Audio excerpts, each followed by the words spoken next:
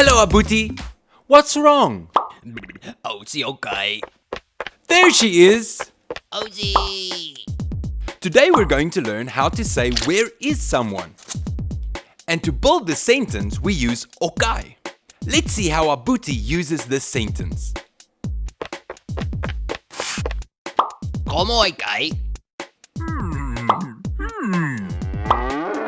¿Qué le pasa?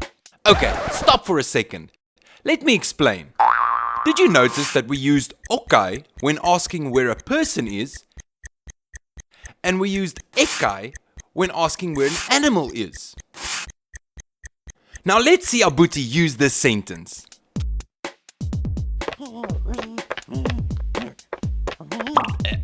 Okay.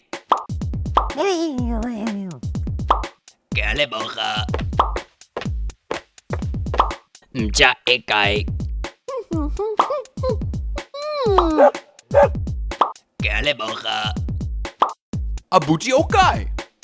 Oh, there you are. Goodbye, Abuti. Goodbye, kids. See you next time.